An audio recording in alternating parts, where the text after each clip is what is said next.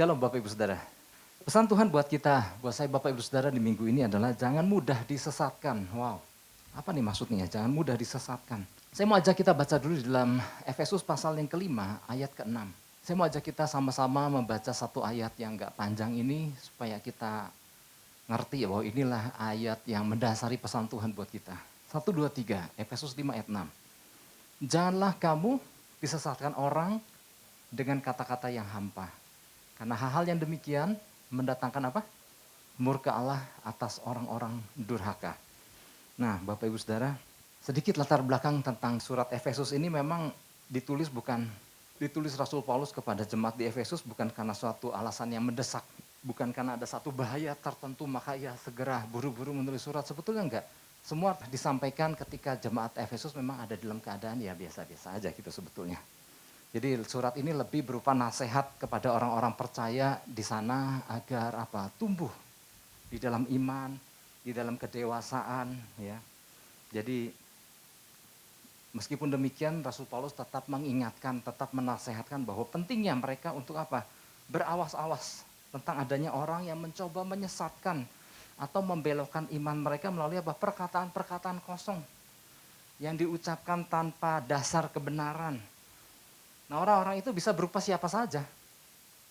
Bisa berupa guru-guru palsu, bisa nggak? Bisa. Bisa berupa orang-orang yang tidak bertanggung jawab, bisa yang asal ngomong, yang asal nyeplak gitu ya. Bisa nggak? Bisa. Bisa oleh sesama orang percaya, bisa. Nah, inilah sekaligus menjadi nasihat buat kita Bapak Ibu Saudara bahwa ternyata gini, jangan membiarkan ada orang yang menyesatkan dalam pengertian gini, jangan ada orang yang membelokkan iman kita, jangan ada orang yang melemahkan. Kata disesatkan ini bukan berarti pengajaran sesat yang masa sih Pak kalau pengajaran sesat mah saya tahu gitu ya. Bukan soal itu, tapi ada kata-kata lemah, kata-kata kosong, kata-kata hampa yang seringkali ketika itu disampaikan membuat orang juga terbawa-bawa. Terbawa-bawa menjadi tidak ikut bergairah akan Tuhan. Ini termasuk kategori itu. Dan itu kan bisa dibawakan oleh siapa saja. Nah, lewat pesan ini Tuhan kan ingatkan kita, saya Bapak Ibu Saudara, hati-hati. Ada banyak perkataan-perkataan hampa hari-hari ini. Latar belakang juga di masa itu Bapak Ibu Saudara, banyak orang terpukau dengan indahnya perkataan. Jadi memang perkataan itu bisa membawa orang hanyut, ya kan? Bapak Ibu Saudara yang pernah menikah tentu pernah merasakan bagaimana dirayu. Itu kan apa? Kekuatan kata-kata itu. Selain memang pribadi yang mengucapkan, tapi juga ada kekuatan kata-kata yang memang diatur. Aduh ngomong apa ya, lagi mau nembak gitu. Anak-anak muda hari-hari ini pakai apa? Kekuatan kata-kata. Bukan semata-mata kekuatan penampilan luar, tetapi juga ada kekuatan kata-kata di situ. Makanya di masa-masa itu Bapak Ibu Saudara yang namanya syair, puisi, dan karya-karya sastra yang membuat orang terpukau, membuat orang terhanyut ketika mendengarkan mereka kekuatan kata-kata. Di masyarakat Yunani pada waktu itu, wow, ya namanya pujangga, saya pernah jelaskan ininya dulu ya. Ya namanya pujangga, ya namanya filsuf-filsuf, ya namanya orator-orator ulung itu, wow luar biasa bertebaran. Jadi sedikit membayangkan pada waktu itu gini, di alun-alun kota misalnya, itu ada beberapa, bukan stand ya, stand kayak orang belanja, kayak orang dagang. Ada kelompok-kelompok kerumunan, yang satu bicara, ada kelompok lain, dia juga ikut bicara hal yang lain.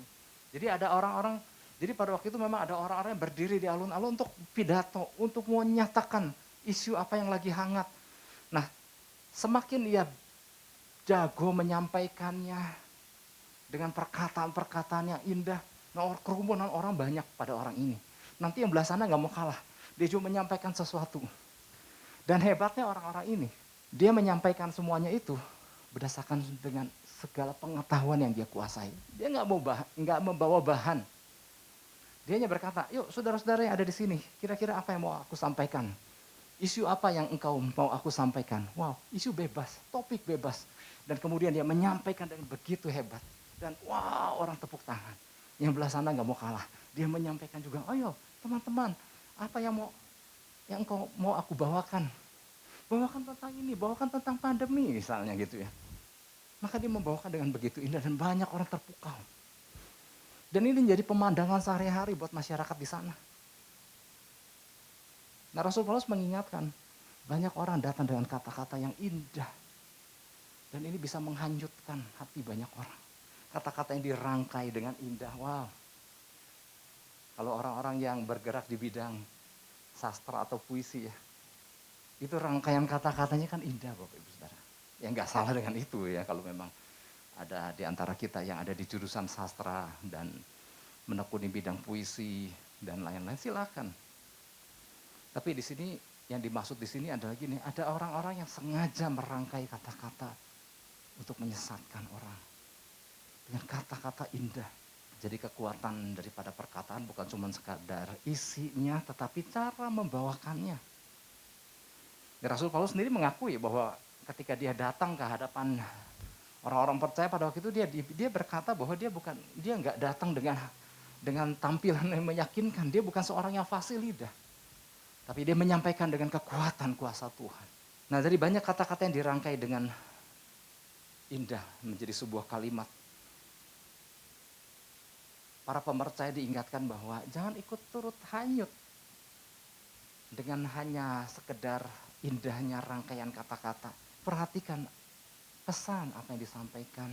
Maksud daripada si yang menyampaikan itu lagi mau bawa kemana. Dibutuhkan ketajaman, dibutuhkan kepekaan dari para pemercaya ketika berhadapan dengan orang-orang yang begitu luar biasa, yang bisa mempengaruhi banyak orang. Ayat 4 ya, kalau kita naik sedikit. Ayat 4 sudah menyebutkan adanya perkataan kotor, adanya perkataan kosong, perkataan yang sembrono, ya. Ada kata-kata yang gak pantas untuk diucapkan. Jadi hati-hati dengan berbagai pemandangan, berbagai perkataan yang beredar. Ini kan bicara soal masa lalu, masa dulu. Tapi apakah bedanya dengan masa sekarang? Gak kalah, ada begitu banyak perkataan-perkataan. Tiap hari kita mendengar banyak berita. Tiap hari kita mendengar banyak orang menyampaikan, apalagi ditambah dengan canggihnya media sosial.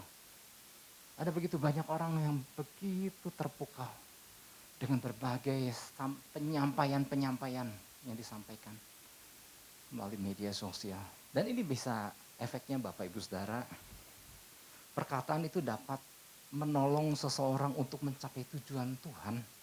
Atau justru perkataan juga dapat menghancurkan kehidupan seseorang.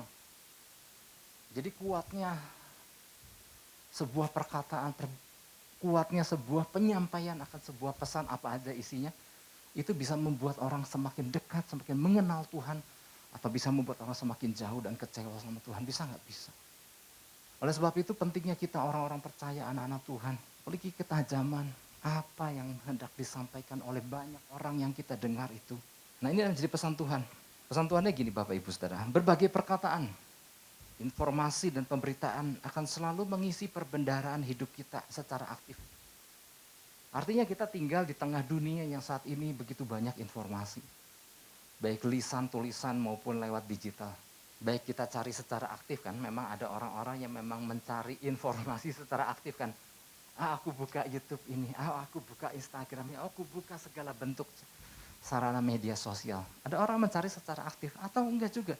Mungkin enggak aktif tapi ada juga yang ada banyak orang-orang yang sengaja mau menyampaikan sesuatu sama kita. Jadi gini, sumber informasi begitu banyak. Entah cari secara aktif maupun secara pasif. Kita tuh dikelilingi dengan berbagai informasi. Kita dikelilingi dengan berbagai pengajaran. Kita dikelilingi dengan berbagai pesan-pesan. Nah, melalui pesannya ini Bapak Ibu Saudara, Tuhan mau kita membangun sebuah apa? Sebuah ketajaman. Agar tidak mudah menjadi orang-orang yang diperdaya. Nggak mudah menjadi orang-orang yang gampang disesatkan, ya kan? Ada yang menarik di sini. Nggak menjadi orang-orang yang terpedaya dengan perkataan manis. Nah, kata disesatkan, kata-kata hampa itu adalah gini. Di dalam versi The Message itu dikatakan religious sales talk. Apa sih yang dimaksud religious sales talk? Bujuk rayu perkataan sales agama yang melemahkan. Jadi mereka mau pakai versi The Message memakai istilah religious sales, tukang jualan agama dengan menyampaikan pesan-pesan yang tentunya melemahkan.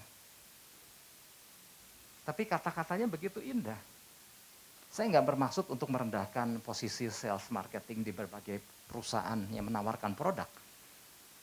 Memang perlu perusahaan memerlukan tenaga sales marketing. untuk menawarkan produknya dan dia mencoba melakukan secara persuasif kepada calon-calon pembelinya, silakan. Itu kan teknik marketing. Tetapi jangan salah bahwa ternyata dari sisi kerohanian ada juga religious sales talk. Orang-orang yang mencoba bertindak untuk ngikutin sales marketing untuk jualan agama. Karena paham-paham yang dia percaya dia mau jual. Dan memang ya namanya sales marketing itu kan dilatih. Berbicara baik, penyampaian yang baik. Kalau perlu ditambah berbicara manis. Buat memasarkan sebuah produk itu penting. Tapi juga kita di sisi rohani kita juga diingatkan hati-hati. Karena yang namanya religious sales talk ini juga ada. Diselingi dengan kata-kata yang manis, kata-kata yang persuasif. Dengan tampilan yang meyakinkan. Nah sebetulnya gini, silakan aja orang-orang mau nawarkan apa sama kita. Kan kuncinya ada di kita kan. Mau beli atau enggaknya kan gimana kita. Selama uang masih ada di dompet, selama uang masih ada di saku kita. Kan kita yang memutuskan untuk keluar atau enggak. Selama penyampaian bisa berupa aja, kan yang memutuskan untuk percaya atau enggak kan kita. Berarti kuncinya ada di mana? Ada di kita. Cuma lewat pesanan ini Tuhan ingatkan bahwa ternyata gini, banyak orang-orang percaya yang ternyata mudah disesatkan. Mudah untuk mempercayai dan ternyata tanpa disadari itu membawa kepada kerontokan iman. Karena dengan cara penyampaian dengan sikap manisnya itu kan dia enggak, yang namanya pengajaran sesat itu manis Bapak Ibu Saudara. Yang namanya imitasi itu bunga imitasi. Atau beberapa waktu yang lalu Pak Petrus sempat sampaikan kan tentang perhiasan ya Pak ya. Ya imitasi kadang-kadang lebih mengkilap ya. Karena ya imitasi mencoba untuk memberikan nilai lebih. Dan kuncinya sama, tetap di gimana kita. Tapi peringatan pesan ini adalah disampaikan karena itu ya Tuhan yang tahu sih, Tuhan makanya Tuhan sampaikan hati-hati. Banyak orang yang begitu mudah hari-hari ini untuk disesatkan. Untuk mengatakan iya untuk sesuatu yang salah. Hanya karena apa? Hanya karena kagum. Kita nggak tahu kehidupannya. Ada istilah gini, begitu mudah terpesona. Nah inilah Bapak Ibu Saudara. Akibatnya banyak orang-orang percaya yang terpedaya. Dan menjadi mudah, akhirnya gini, akibatnya apa? Terombang-ambingkanlah mereka. Menjadi orang-orang yang mudah kecewa. Turut bahkan gini, yang parah adalah turut menjadi sales. Setelah dia nangkep itu, dia turut menjadi sales kepada banyak orang. Yang ikut orang-orang akhirnya ikut dilemahkan. Nah hati-hati gitu. Kalau pesan ini sampai kepada kita, hari-hari ini kita tangkap itu. Harus ada filter kebenaran firman Tuhan yang dimiliki orang percaya. Makanya kalau kita lihat kan di Efesus pasal 5 ini kalau kita lihat semakin ke bawah kan di situ hari-hari ini adalah jahat. Hendaklah engkau penuh dengan roh, ya kan? Dengan saringan-saringan filter yang kita miliki, kita akan mudah menyaring. Kita memiliki ketajaman. Karena banyak sales agama yang menawarkan produk-produk mereka yang kelihatannya bagus. Mengkilap, berkilau, manis, enak didengar.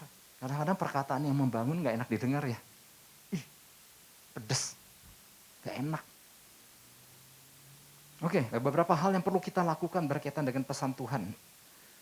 Dengan pesan Tuhan ini, yang pertama adalah gini, jangan ikut ambil bagian di dalamnya. Miliki ketegasan. Jangan ikut ambil bagian di dalamnya, miliki ketegasan. Efesus 5 ayat 7. Di situ dikatakan, sebab itu janganlah kamu berkawan dengan mereka. Wah Pak, jadi nggak boleh berkawan nih Pak. Gimana nih, saya senang bergaul. Nah, bukan maksud Rasul Paulus agar jemaat yang pada waktu itu ia kirimi surat untuk tidak berkawan dengan mereka. Dengan mereka yang menyebarkan perkataan hamba itu. Artinya gini, kita nggak bisa. Kita tinggal di tengah dunia yang penuh dengan segala jenis tipe orang kok. Kita nggak bisa menghindar. Kita nggak bisa memilih untuk akhirnya bersembunyi dalam sebuah ruangan kosong dan nggak ketemu orang. Oh enggak, kita ketemu kok. Selama perut kita masih perlu makan, kita ketemu orang. Selama manusia adalah makhluk sosial, maka ada sebuah kebutuhan untuk berinteraksi dengan sesama. Kita nggak bisa menghindar dari kerumunan orang atau dengan berhubungan, dengan interaksi. Dan kita juga nggak bisa akhirnya memilih untuk masuk ke kolong ranjang. Istilah kolong ranjang ini ternyata gini, ketahuan kalau ngomong sembunyi di bawah kolong ranjang. Artinya gini, ketahuan. usianya ada di angkatan-angkatan zaman dulu. Karena anak-anak sekarang coba bilang, ngumpet di kolong ranjang, saya nggak tahu sih ya. Rata-rata anak muda kalau ditanya kolong ranjang, emang ranjang ada kolongnya? Kalau ranjang-ranjang sekarang rasanya nggak ada kolongnya ya. Kalau ranjang zaman dulu kan tinggi-tinggi dan ada kolongnya. Orang banyak taruh barang di kolong ranjang atau menyembunyikan dirinya di bawah kolong ranjang. Ya udah akhirnya ngomong kolong ranjang. Oke, lanjut ya. Kita nggak bisa sembunyi dari itu semua. Entahkah lingkungan kehidupan pergaulan maupun berbagai berita dari media sosial, kita nggak bisa terhindar dari itu. Ya memang yang namanya gadget kan memang ada plus minusnya, tapi kita juga membutuhkan. Ada orang yang mengatakan bahwa kita sangat tergantung dengan gadget hari-hari ini. Bukan sangat tergantung, memang tergantung. Kenapa orang kita banyakkan masuk informasi, data dan lain-lain ke handphone kita, otomatis kalau kita mau telepon orang kita butuh itu. Jadi bukannya kita tergantung sama barang, tapi gini, memang ada orang yang sampai akhirnya sangat hidupnya tergantung kalau nggak terhubung dengan orang-orang yang ada di dalam situ gitu mas. Oke lanjut ya. Jadi hati-hati dengan para orang tua yang berkata, oh tenang pak, anak saya mah nggak bergaul sama orang lain. Tetapi ingat, selama dia masih pegang gadget, dia bisa bergaul lewat sarana itu gitu. Dia bisa bertemu dengan banyak orang, dia bisa bertemu banyak orang. Mungkin dia nggak bertemu dengan banyak orang, tapi dia bisa mengambil informasi dari berbagai manusia yang ada di alat itu. Artinya gini, mau pergaulan secara langsung, tatap muka maupun lewat digital, tetap saringan harus ada di kita.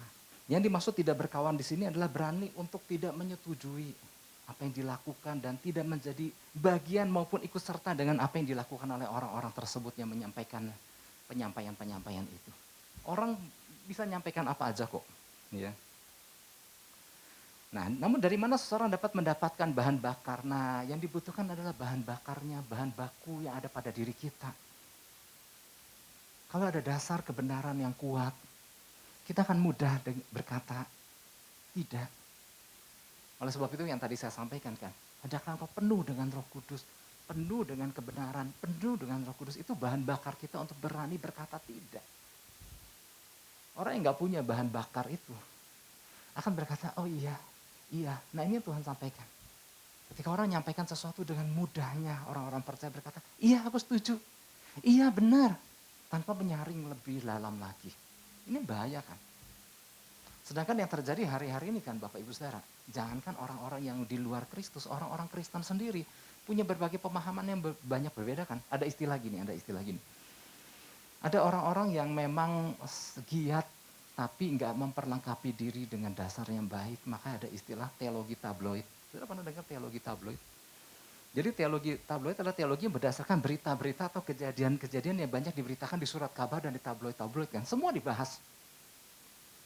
Kemarin dengar gak? Kemarin di berita atau di lewat media sosial. Kemarin dengar gak di berita media sosial bahwa ada suara kayak sangkakala. Nah mereka bahas, tapi nggak punya dasar fondasi yang kokoh. Dan mereka bahas dengan teman-temannya. Itu yang disebut teologi tabloid. Akhirnya mereka menyimpulkan, wah ternyata pengangkatan udah terjadi loh. Nah kalau mereka menyimpulkan pengangkatan udah terjadi, bahwa mereka termasuk orang-orang yang nggak diangkat kan. Lalu mereka menyimpulkan sekali, menyimpulkan yang lain lagi, sebetulnya ini maksudnya begini-begini gitu. Nah ini banyak teologi tabloid yang beredar di tengah-tengah orang percaya. Yang gak punya fondasi yang kokoh. Dan kalau kita ikut-ikutan gak melandasi diri kita dengan fondasi yang benar, kita akan ikut mengiyakan. Kemudian ada istilah lagi teologi rakyat. Teologi rakyat adalah gini, teologi campur aduk yang memasukkan unsur-unsur kepercayaan atau tradisi yang sudah berjalan turun-temurun dan kebetulan orang itu akhirnya jadi Kristen.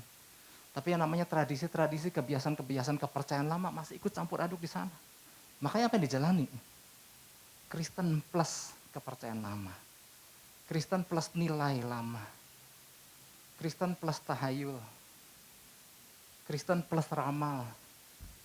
Kristen plus penyembahan berhala dan lain-lain. Berapa banyak kita ketemu orang-orang seperti itu? Aktif kok di gereja. Saya pernah melayani seorang pelayan Tuhan, seorang diaken di sebuah gereja besar. Dan ketika saya menyampaikan tentang untuk tidak ikut ambil bagian dalam perbuatan-perbuatan kegelapan, seperti ramal, seperti sihir dan lain-lain. Oh nggak boleh ya Pak ya? Saya bilang, halo kemana aja gitu. Nggak diajarin emang. Saya baru tahu katanya. Oh ramal nggak boleh. Terus apa lagi Bapak Ibu Saudara? Sebenarnya begini, ya saya nggak mencoba mau. Sebenarnya ada 6 sih, ada 6 ya. Teologi tabloid, teologi rakyat, teologi minister. Nah teologi minister sebetulnya kan adalah para anak-anak Tuhan, para pelayan-pelayan Tuhan yang mulai memperlengkapi karena mulai mau dimuridkan, mau dididik dengan benar secara praktis. Tapi kemudian juga ada teologi profesional. Artinya lebih baik daripada teologi minister. Tapi juga ada yang jangan sampai kebablasan yang disebut teologi akademis yang cuma ngandelin otak dan buku textbook. Hubungan dengan Tuhan dilengkapi dengan fondasi yang benar. Itu dahsyat.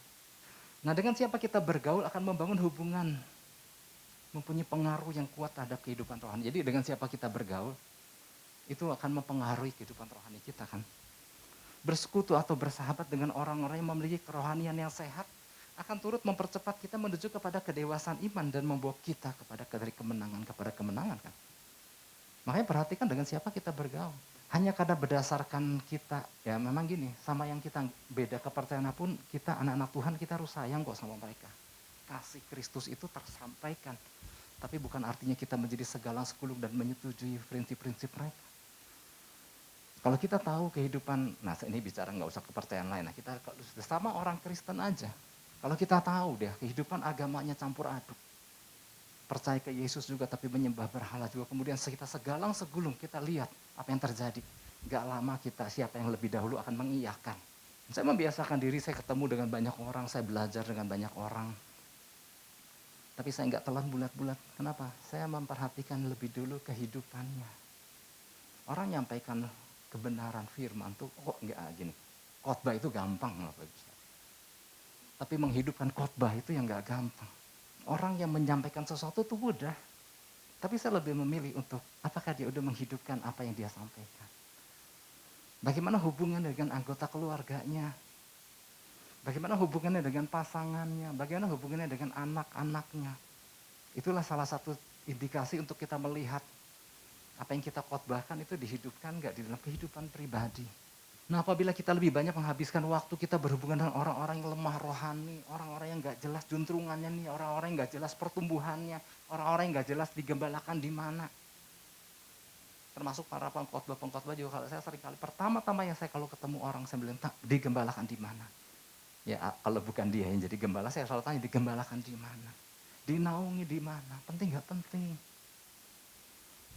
Kalau itunya aja gak jelas, mau ngomong apa? Ya kan? Di situ salah satu indikasi untuk kita melihat sebelum menyampaikan sesuatu dan kita iya gitu. Ini yang membuat orang mudah ketika melihat sesuatu yang gak jelas nggak peka di situ dan mengiyakan, kemudian akibatnya mulai terjadi penurunan, mulai terjadi degradasi iman. Sehingga akhirnya menjadi terjun bebas, ya kan? Ada satu berita yang belum lama saya dengar, saudara ngerti bungee jumping tahu ya? Entah itu termasuk sport atau sebuah olahraga yang mencekam gitu ya. Orang lompat dari ketinggian, kakinya diikat pakai tali kan, ya agak kelentur. Sehingga waktu dia terjun bebas, tapi nggak sampai jatuh ke bawah. Di berita itu dikatakan bahwa ada 2 orang yang mau lompat. Yang satu lagi disiapkan tali pengikatnya, yang satu udah siap. Nah kemudian aba-aba muncul. Oke siap, lompat. Yang lagi disiapkan talinya dia pikir buat dia. Dia lompat. Akhirnya benjol. Nggak benjol, mati gitu. Karena talinya memang belum diikatkan dengan baik. Nah ini bicara soal rohani. Bergaul dengan orang yang nggak jelas dan kita iya. Akhirnya imannya terjun bebas. Ini bahaya Bapak Ibu Saudara. Makanya pesan Tuhan minggu lalu Bapak Ibu Saudara, kita diingatkan kembali tentang hubungan dengan Tuhan. Hilangnya hubungan, hilangnya kekaguman, hilangnya penilaian yang luar biasa akan hal-hal kerajaan Allah. Hilangnya motivasi membuat hilangnya cara pandang terhadap diri sendiri. Hilangnya motivasi Daud pada waktu itu yang sempat sesaat kehilangan motivasi, membuat ia mudah terkagum-kagum akan tubuh istri orang lain. Hilangnya hubungan dengan Tuhan membuat orang percaya bisa menjadi terkagum-kagum dengan hal-hal yang di luar Tuhan. Makanya perlu. Dan ini kan ini kan kita bisa berkata, oh enggak mungkin. Tetapi kan ini kan terjadinya begitu halus. Hati-hati makanya. Oke, itu yang pertama. Jangan ikut ambil bagian di dalamnya, miliki ketegasan. Yang kedua, jangan turut menjadi agen kesesatan. Miliki keberanian untuk menelanjanginya. Jadi lewat suratnya ini, Tuhan lewat Rasul Paulus menyampaikan kepada jemaat di Efesus, juga termasuk kepada setiap orang percaya. Ternyata kita punya tugas untuk bergerak aktif, bukannya pasif. Kalau memang kita tinggal di dalam terang Kristus, bukan cuma secara pasif, oke, aku sudah di dalam terang Kristus. Tetapi juga ternyata ada tindakan aktif, yuk telanjangi kegelapan itu. Oke, Efesus 5 ayat 10-11. Ayat 10, dan ujilah apa yang berkenan kepada Allah. Ayat 11, janganlah turut mengambil bagian dalam perbuatan-perbuatan kegelapan yang tidak berbuahkan apa-apa. Sebaliknya, telanjangilah perbuatan-perbuatan itu. Wow. Ternyata adalah tugas kita bukan cuma sekedar, ya udah, aku udah selamat, tenang. Tapi ternyata ada langkah juga. Di tengah dunia yang gelap ini kita harus aktif untuk menjadi penerang gitu. Di masa pandemi ini Bapak Ibu Saudara, kegelapan mencoba menguasai dunia, mencoba menguasai negeri kita, mencoba menguasai kota kita. Ada tebaran-tebaran ketakutan, tebaran-tebaran kecemasan, tebaran-tebaran apapun. Bukan tugas semata-mata pemerintah, tapi juga adalah tugas gereja Tuhan. Menjadi penerang. Dimanapun kita ditempatkan, kita tahu kita di sini, tapi dimanapun kita tempatkan, yuk kita juga jadi terang untuk wilayah-wilayah yang Tuhan percayakan lewat keberadaan kita. Sehingga gini, di mana titik-titik terang itu bekerja, maka kota mulai terang. Kalau gereja Tuhan tangkap ini semua, dahsyat itu kota. Oke. Yang dimaksud hidup dalam terang bukanlah hidup berjemur di bawah sinar matahari yang memang dianjurkan oleh banyak dokter-dokter hari-hari ini ya. Banyak jemur supaya vitamin D-nya terus bertambah karena tingginya tingkat vitamin D akan membuat daya tahan tubuh juga meningkat. Ya itu nggak salah. Tapi bukannya hidup dalam terang adalah hidup, Pak udah hidup dalam terang, tiap hari saya ngejemur. Bukan itu maksudnya. Saya kalau baca harus pakai lampu, saya hidup di dalam terang. Bukan itu yang dimaksud. Hidup dalam terang yang Paulus tekankan adalah bicara tentang sebuah bentuk kehidupan yang sudah diubahkan. Yang dicerahkan. Sehingga nggak hidup lagi di dalam gelap. Nah dapat dibuktikan dengan apa? Seluruh hidup kita terbuka. Terlihat nggak ada hal-hal gelap lagi yang disembunyikan. Hidup yang terlihat jelas. Inilah aku anak Tuhan. Gak ada kegelapan ada padaku lagi. Wow, luar biasa. Makanya kalau kita lihat ayat 9. Ini keren sih. Lihatnya gimana Pak? Lihat buahnya. Ya kan? Sama-sama kita, saya Bapak Ibu Saudara. Karena terang hanya berbuahkan kebaikan dan keadilan dan kebenaran. Otomatis kok berbuahkan. Ya minimal 3 hal tadi kan. Dijadikan semacam apa istilahnya gini batu ujinya. Ya kan? Jika ada orang yang mengaku hidup dalam terang, tapi nyatanya hidupnya nggak berbuahkan kebaikan.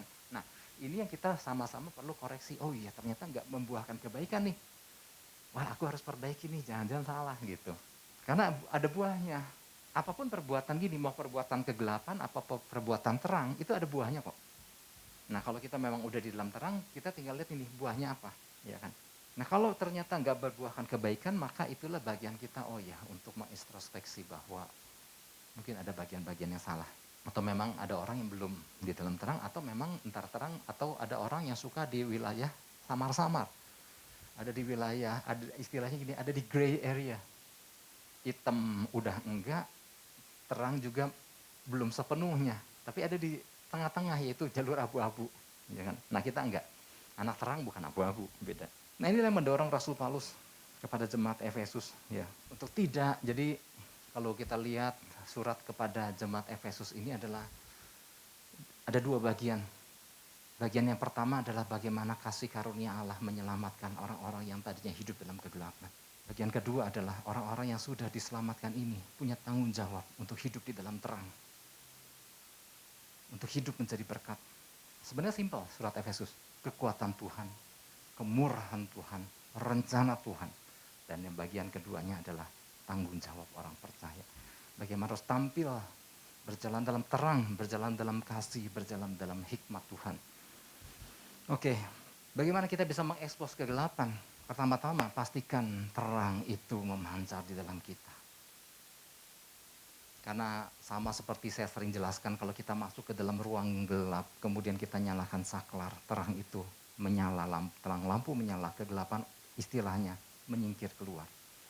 Kalau ada kita hidup di dalam terang, kemanapun kita berada, bila itu terang itu terpancarkan, gelap otomatis keluar. Gelap otomatis terusir. Ya. Jadi semakin lama kita tinggal di dalam terang, Bapak Ibu Saudara, beraktivitas dengan terang, semakin teranglah kita. Nah kalau saya ingat, telanjangilah kegelapan, mudah nggak? Nggak mudah. Ada orang yang sungkan, aduh, nggak berani Pak ngomong, takut tersinggung gitu ya. Oleh sebab itu pertama-tama memang pastikan ada di dalam terang. Pastikan kita memiliki kemerdekaan di dalam Kristus. Kemerdekaan di dalam Kristus adalah gini, kita nggak takut sama siapapun. Di dalam koridor tetap hormat dan sopan. Tapi kita punya ketegasan untuk berkata tidak kalau itu bukan kebenaran. Apapun resikonya loh, kadang-kadang gini, resikonya itu Pak. Apalagi ketika berhadapan dengan orang-orang tertentu, kita seakan-akan kita nggak bisa berbicara. Oh enggak, kita harus punya kebebasan di dalam Kristus. Maaf Pak, kalau ini saya nggak bisa lakukan. Apapun akibatnya daripada perkataan kita. Nabi Nathan, saya ingat saya selalu menarik ya, perkara Nabi Nathan menegur Raja Daud itu buat saya keren. Tetap dalam koridor kesopanan, tata krama yang baik. Tapi dia sampaikan secara kasih sebuah gambaran terlebih dahulu kepada Raja Daud. Hal itu yang saya lakukan juga terhadap anak-anak waktu sejak mereka masih kecil. Saya nggak selalu berkata, jangan, nggak boleh. Pokoknya nggak ada alasan. Tidak. Nah, itu membuat orang kan bingung apa sih maksudnya. Yang pertama-tama kami suami istri jelaskan adalah tentang kebenarannya dulu. Ngerti? Nah, kalau kebenaran ini kamu ngerti dan kemudian kamu sandingkan dengan apa yang kamu lakukan tadi, menurut kamu gimana? Biarkan dia mikir. Oh iya, ternyata salah Pak. Ya udah, karena kebenaran dia ngerti itu. Jadi bukan mencekoki, itu nggak boleh, ini boleh, ini boleh, ini boleh. Sehingga nanti akan nanya terus, kalau ini boleh nggak? Kalau ini boleh nggak? Tapi gini, sodorkan kebenaran, tanamkan itu, nilai-nilai itu. Maka dengan mudah untuk memilih apa yang sesuai dengan kebenaran dan tidak. Oke. Ini membuat Raja Daud akhirnya tersadarkan.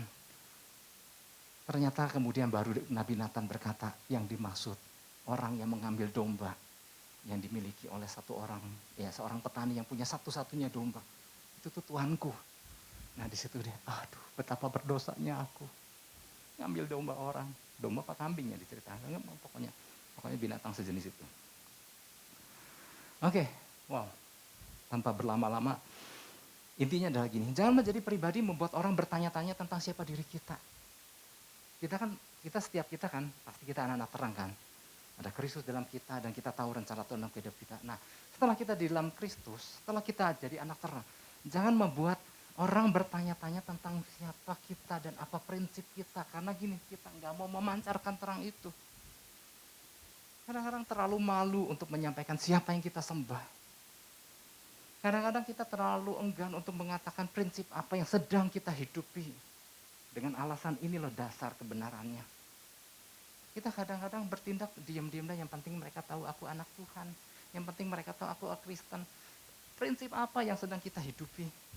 Orang lain tahu nggak? Apalagi kalau kita ditentukan sebagai pemimpin. Entahkah pemimpin sel, pemimpin persekutuan, pemimpin gereja, dan lain-lain. Harus jelas, terang. Surat pujian yang dapat dibaca oleh semua orang. Apa langkah kita? Apa yang sedang kita hidupi?